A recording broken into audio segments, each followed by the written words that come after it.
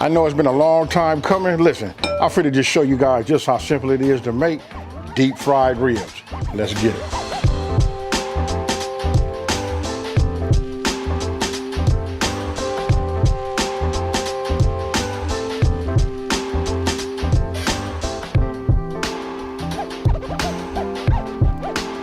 Okay, so look, I want you guys to come on in here and take a look. When I say I don't have a whole lot of ingredients, I really don't. You can see this is just this, you know, and then I'm gonna use my seasonings. I'm gonna give you guys some options. But if you come on in here and take a look, these are baby backs, right? This is the more meatier rib on, you know, on the pork side, you know, to give you that, right? And if you notice, I cut them here. Look, I went ahead and cut them. Why? So they'll fit inside my pan. Reason I did that, you know, it's really for video purposes only, right? And another thing, look, these are gonna be a little bit thinner on the meat side, so these will be ready quicker than especially these right here with all of that good meat. Okay, so look, now we're gonna go ahead and just season up, right? I don't cut my ribs before that, I start with my seasoning. If you guys take a look right here, look, this is my level of seasoning.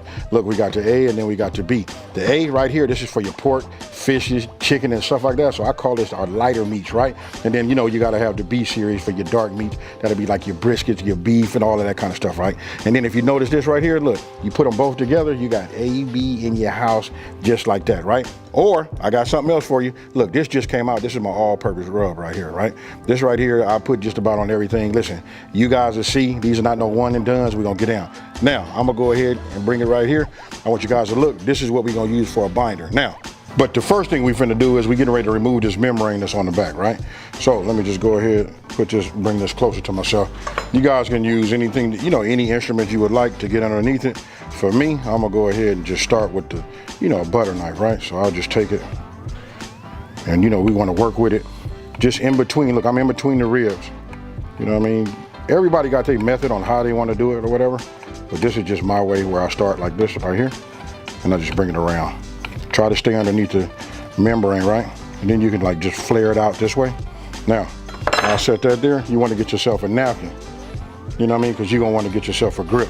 So that's why I have that there on the side, right? So now I just take this and I just work with it. Run my finger underneath the membrane. You know what I mean? Anytime you filming, it's going to always give you a little bit of resistance. Now, I done had some success before, you know what I mean? But look like now the gremlins come out and just want to make me look crazy. So look, now I got this here, just the membrane, right? So just go ahead, take your napkin. Let me pull it this way because it'll be easier, more control for myself to pull from left to right. So now we just pull it up like this and you'll see it start to come up. Now, a little bit of a tip is, sometimes I'll pull it all the way and then it'll tear, you know what I mean? But there's nothing wrong with you going back down to get you another bite on it, you know what I mean? And just pull it like that. You know what I mean? I could get another bite, which I think I am, because I don't want to go back and grab no more. Like this. And guess what, folks? It made it look like I know what I'm doing.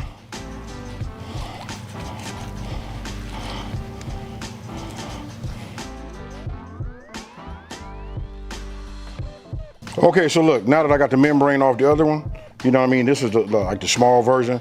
I'm gonna go ahead. Oh, you know what? When I was talking to you guys about, you know, about using mustard, look, a binder is anything that you want to put on there.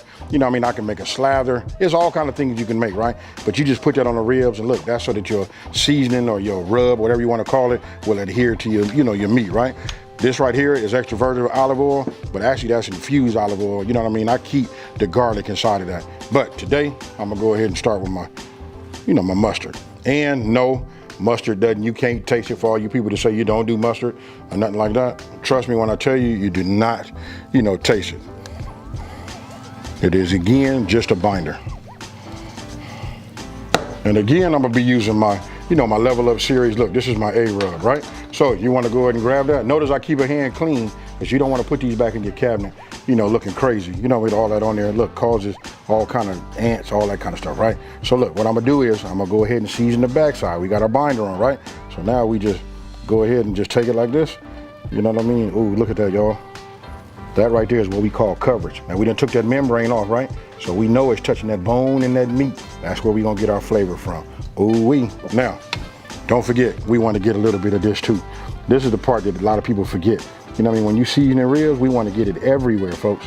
And this right here is what we call coverage, right? So I'm gonna do the same thing on this side. Ooh-wee. You know what I mean? And I'll just leave them like this because we're gonna let them sit up a little bit and we're gonna let the flesh, you know, absorb that seasoning. But as you can see, look at that coverage.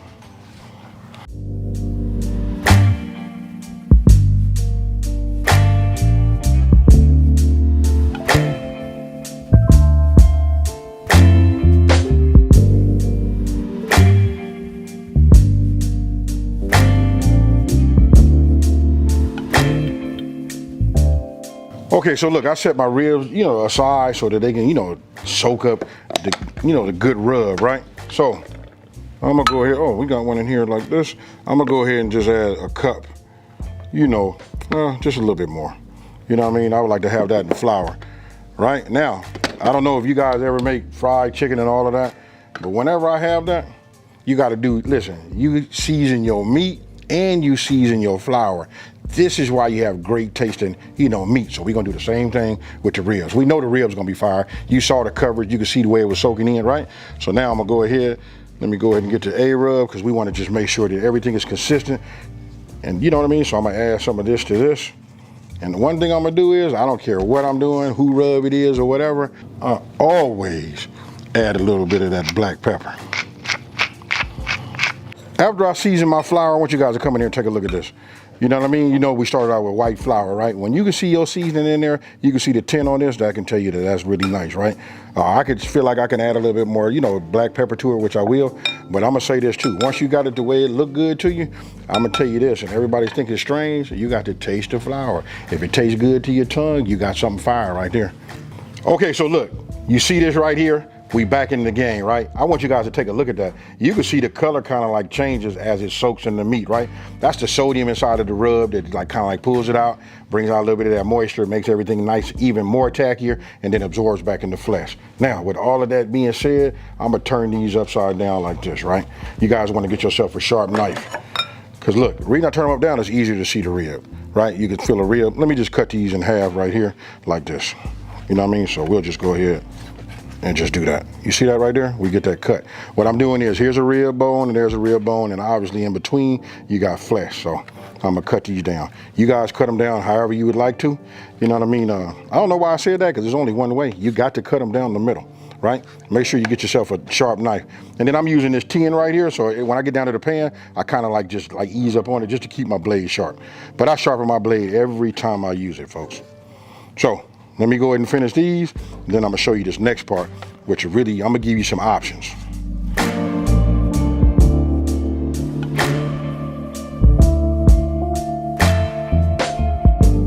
All right, so look, right now your brain should be sending some signals to your mouth just to say water, because you want to talk about anticipation. These are some good looking ribs, and we know that they season well. Look, we can do all of that. We can season them on the sides like this, because when I cut them, obviously there's not no seasoning in there, right? But don't forget, we did our flour that way. Now, what I wanted to say is, look, you can spray something on them if that's what you want to do, or if you would like to risk taking off some of the rub, you can go ahead and just add some more mustard to it, but I don't do that because I like mine to be a little bit, I don't like all the flour on there. I just want to go ahead and just get them deep fried and all of that. But they already nice and tacky, right? So let me just go ahead. I'll just bring these over here like this. Bring this here, because we're gonna stage there. So look at this piece right here. These are the big meaty pieces. You tell me you don't want one of them, right? So I'll just take that. Let me do it this way. I'm gonna go ahead and take this hand and just put them in here. Now I'm gonna go ahead and just move these back and forth with this seasoned flour. And you notice I didn't have to spray nothing on them or nothing like that. Just want you guys to take a look at that. Ah, yeah. And then when I stage them, check this out. When I stage them in my basket, or if you stage them on a baking pan or something like that, maybe you got a cooling rack, that's what you do. You let that soak in too. So look, I'm gonna give it a couple of little these, a little shakes, get a little bit of this excess off like that. And I want you to look at, Now I can't do it like the chicken. You know what? You know how when I do chicken, I grab it and I put it right here because we want to make sure it adhere to it. Now we'll go ahead and do it. I gotta handle them a little bit more on the gentle side, right? But you see this right here? You tell me, folks. If that don't look good, I don't know what does. Now, I'm gonna just bring this over here and just lay that right there, right? And we'll let it soak. Now I'm gonna go ahead and let this, repeat this process until all of them are done, and then I'm gonna fill up this basket, and then what we're gonna do is we're gonna go ahead and dunk it. Now, my temperature I'm using 375 degrees. That get them just right. Now, they're supposed to be room temperature, which I should have said in the very beginning, right? So if they're a little bit on the cold side, it's gonna bring your oil down, right? So 375 gets you right. You know what I mean? When you put them in here, they're gonna come, it's gonna drop down a little bit, but it's not gonna probably go past 250. It depends on, 350, and it really depends on how cold these was. But remember, anytime you're putting any meat and you're cooking it, you always want to at least let it be in there. I say 30 to 45 minutes. You gotta be at room temperature. That's the key. Now let me go ahead and keep going.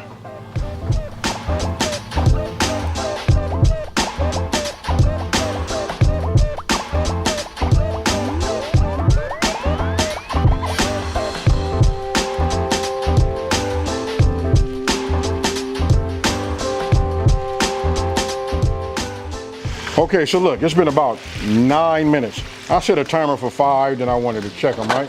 I use myself, get myself one of these meat thermometers. That's what I just used. Just drop them down, you know what I mean? So you guys can get the whole effect. Now I want you to go ahead and take a look at this right here.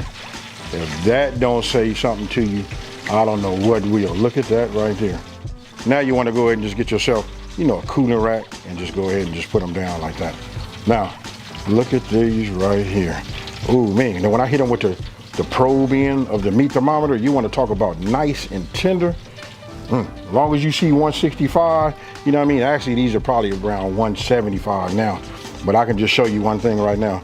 I don't know if you guys are gonna be able to see it, but I'm gonna do it this way. Look, let's see if we can see tenderness. I'll just take this right here and just look at that right there. And that right there went to 180, 183. These right here are perfect, but I just want you guys to just see the tenderness. If you ain't never had deep fried ribs and they done right, and I know this season right here is fire. Why? Because it's mine. Now, I'll give you guys some options, when you guys look down in the description box below. And don't forget, everything that I use, including the ingredient list, is always in the description box below.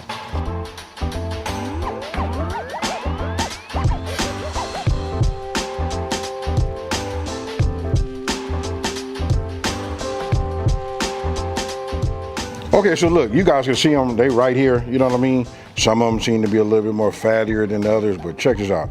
I'm gonna go ahead and grab one of these meaty ones like this right here. Oh my goodness, you know what? I'm just gonna go ahead and just pull it. Look at this right here. This is when you know everything's been cooked right. Look at that, still nice and juicy. Hey, full of nothing but flavor.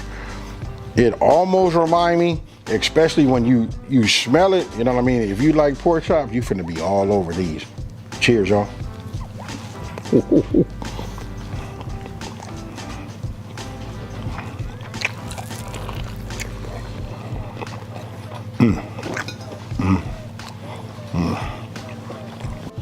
Hey, I don't know if y'all can tell, but this one is gone. Look at that. I done beat that up.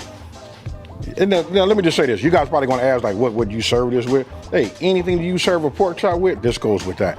And then if you want to go to barbecue style, you can do them like this, and then you can go ahead and just, coat them with some barbecue sauce. You know what I mean? If you want to, you can like bake the barbecue sauce on there, put it in your broiler and put it in there for about 5 minutes.